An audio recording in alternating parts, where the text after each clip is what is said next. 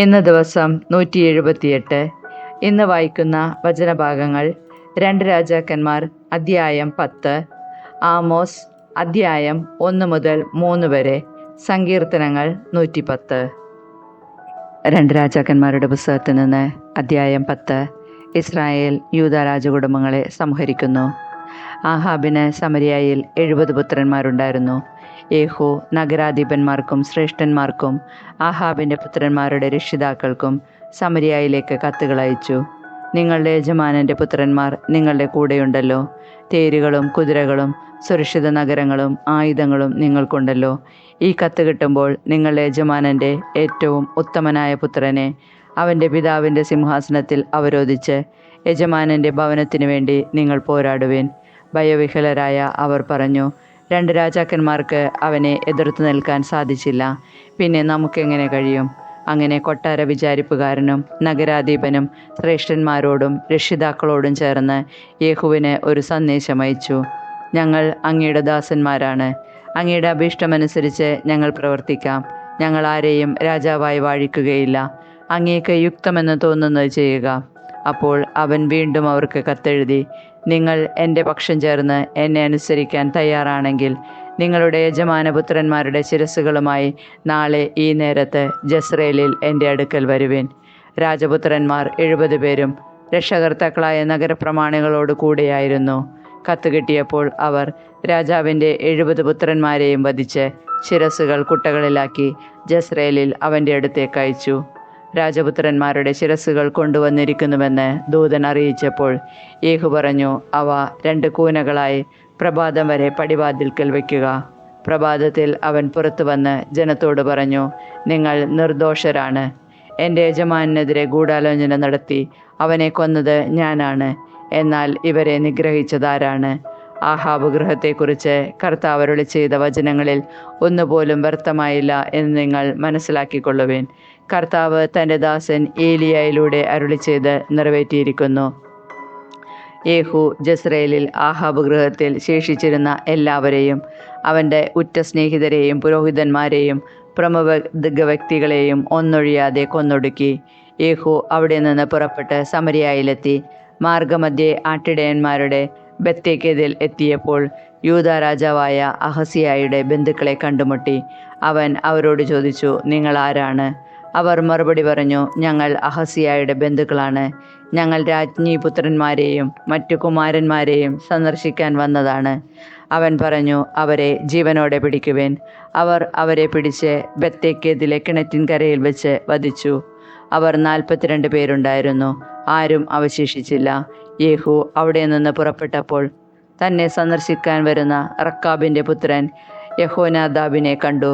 മംഗളം ആശംസിച്ചുകൊണ്ട് അവൻ പറഞ്ഞു, എനിക്ക് നിന്നോടുള്ളതുപോലെ നിനക്ക് എന്നോട് വിശ്വസ്തതയുണ്ടോ? യഹോനാദാബ് പറഞ്ഞു, ഉവ്വ്. യേഹൂ പ്രതിവചിച്ചു, അങ്ങനെയെങ്കിൽ കൈ തരിക. അവൻ കൈ കൊടുത്തു. ഉടനെ യേഹൂ അവനെ തൻ്റെ രഥത്തിൽ കയറ്റി. അവൻ പറഞ്ഞു, എന്നോട് കൂടെ വന്ന് കർത്താവിനോടുള്ള എൻ്റെ ഭക്തിയുടെ തീവ്രത കാണുക. അങ്ങനെ അവർ യാത്ര തുടർന്നു. അവർ സമരിയായിലെത്തിയപ്പോൾ ആഹാബിൻ്റെ ഭവനത്തിൽ അവശേഷിച്ചിരുന്നവരെ സംഹരിച്ചു. കർത്താവ് ഏലിയായിലൂടെ അരുളി ചെയ്തത് അങ്ങനെ നിറവേറി. ബാലിൻ്റെ ആരാധകരെ വധിക്കുന്നു. യേഹൂ ജനത്തെ വിളിച്ചുകൂട്ടി അവരോട് പറഞ്ഞു, ആഹാബ് ബാലിനെ കുറച്ച് സേവിച്ചിട്ടുള്ളൂ, എന്നാൽ യേഹൂ അവനെ അധികം സേവിക്കും. അതിനാൽ ബാലിൻ്റെ പ്രവാചകന്മാരെയും ആരാധകന്മാരെയും പുരോഹിതന്മാരെയും ഒന്നൊഴിയാതെ എൻ്റെ അടുക്കൽ ഒരുമിച്ച് കൂട്ടുവിൻ.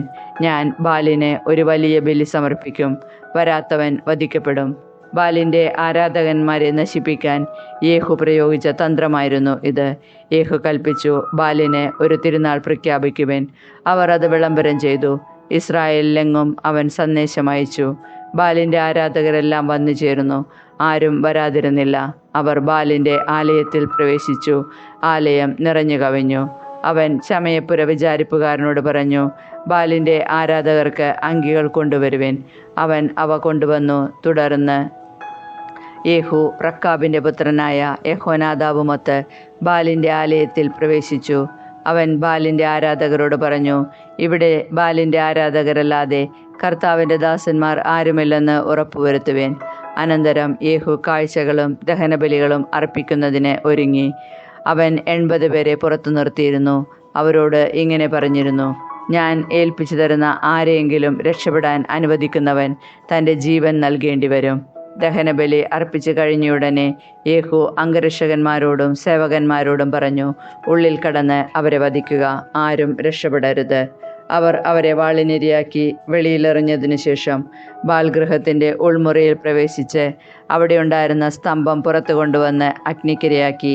അങ്ങനെ ബാലിൻ്റെ ആലയവും സ്തംഭവും നശിപ്പിച്ച് അത് ഒരു വിസർജന സ്ഥലമാക്കി മാറ്റി. അത് ഇന്നും അങ്ങനെ തന്നെ. അങ്ങനെ യേഹൂ ബാലിനെ ഇസ്രായേലിൽ നിന്ന് നിർമ്മാർജ്ജനം ചെയ്തു. എന്നാൽ യേഹൂ നെബാത്തിൻ്റെ പുത്രനായ ജെറോബോവാം ഇസ്രായേലിനെ കൊണ്ട് ചെയ്യിച്ച പാപങ്ങളിൽ നിന്ന് പിന്മാറിയില്ല.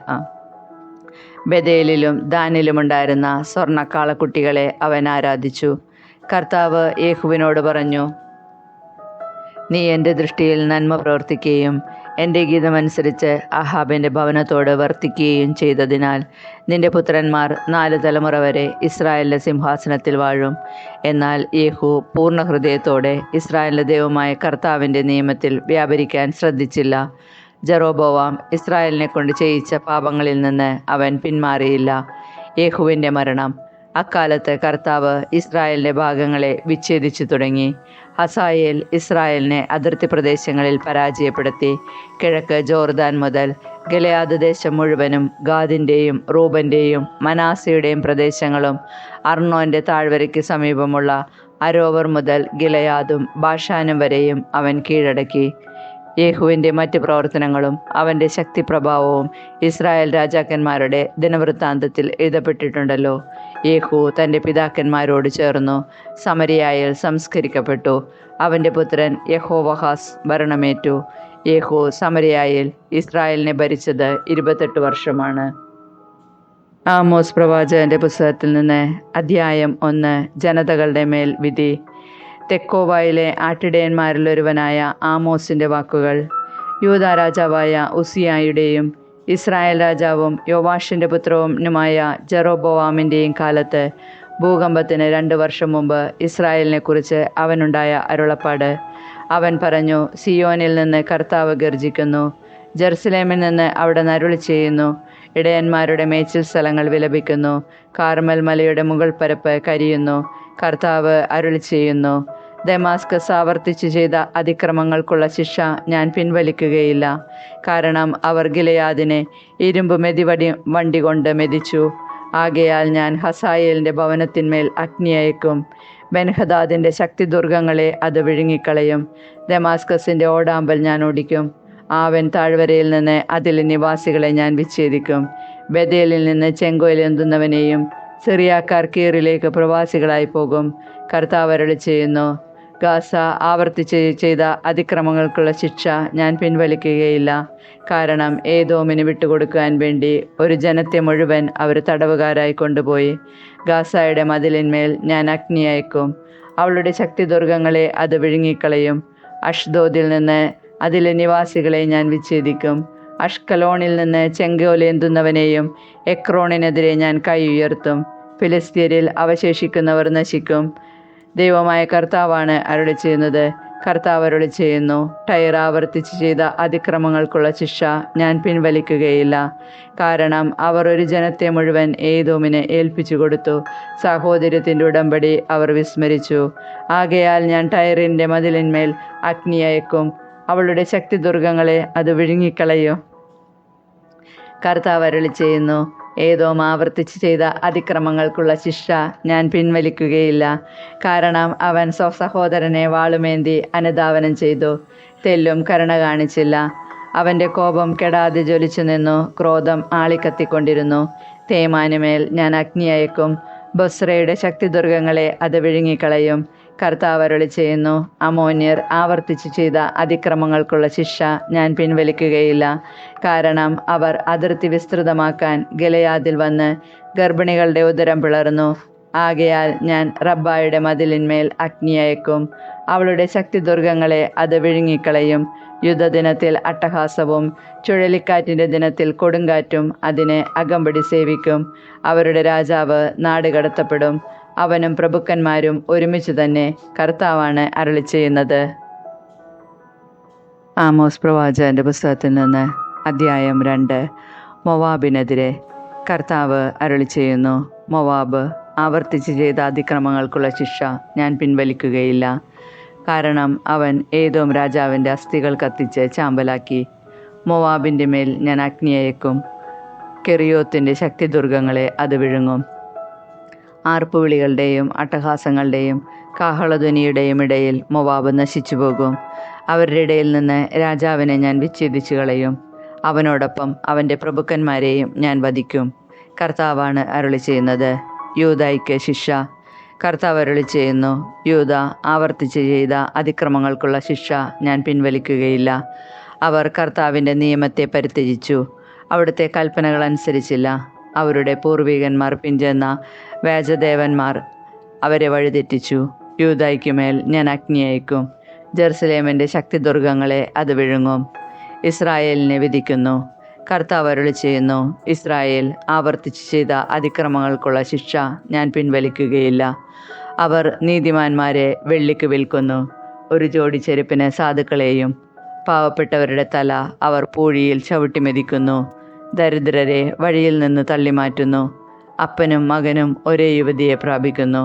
അങ്ങനെ അവർ എൻ്റെ വിശുദ്ധനാമത്തിന് കളങ്കം വരുത്തുന്നു.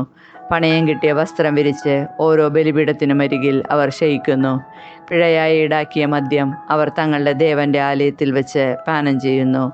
ദേവദാരു പോലെ ഉയരവും കരുവേലകം പോലെ കരുത്തുമുണ്ടായിരുന്ന അമോര്യരെ ഞാൻ അവരുടെ മുൻപിൽ വെച്ച് തകർത്തു.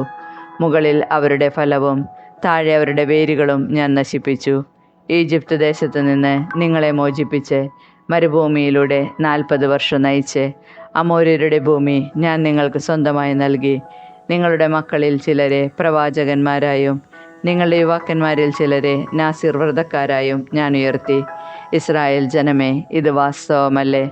കർത്താവാണ് അരുളി ചെയ്യുന്നത്. എന്നാൽ നാസിർ വ്രതക്കാരെ നിങ്ങൾ വീഞ്ഞു കുടിപ്പിച്ചു. പ്രവാചകന്മാരോട് പ്രവചിക്കരുതെന്ന് കൽപ്പിച്ചു.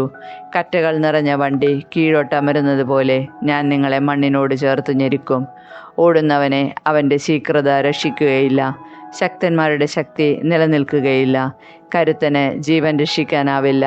വില്ലാളികൾ ചെറുത്തു നിൽക്കുകയില്ല. ശീഘ്രഗാമികൾ ഓടി രക്ഷപ്പെടുകയില്ല. അശ്വാരൂഢന് ജീവൻ രക്ഷിക്കാനാവില്ല. കരുത്തരിൽ ചങ്കൂറ്റമുള്ളവർ പോലും അന്ന് നഗ്നരായി പലായനം ചെയ്യും. കർത്താവാണ് അരുളി ചെയ്യുന്നത്. ആമോസ് പ്രവാചകന്റെ പുസ്തകത്തിൽ നിന്ന് അധ്യായം 3.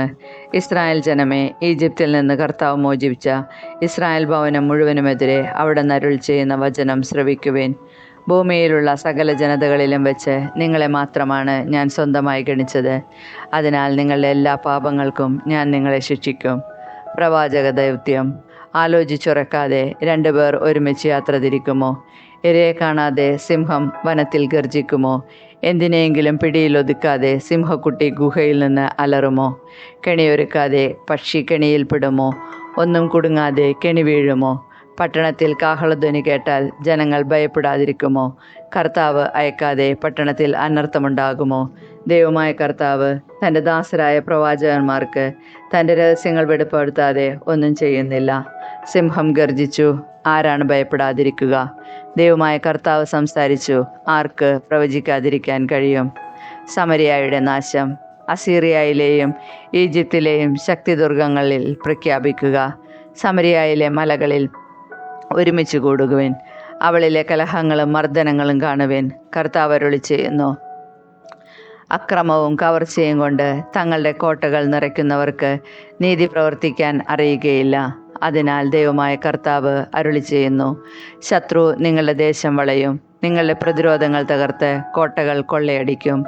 കർത്താവ് അരുളി ചെയ്യുന്നു. സിംഹത്തിൻ്റെ വായിൽ നിന്ന് ഇടയൻ ആടിൻ്റെ 2 കാലോ ചെവിയുടെ അറ്റമോ വീണ്ടെടുക്കുന്നത് പോലെ സമരിയയിൽ പാർക്കുന്ന ഇസ്രായേൽ ജനം കട്ടിലിൻ്റെ ഒരു മൂലയും കിടക്കയുടെ ഒരറ്റവും കൊണ്ട് രക്ഷപ്പെടും.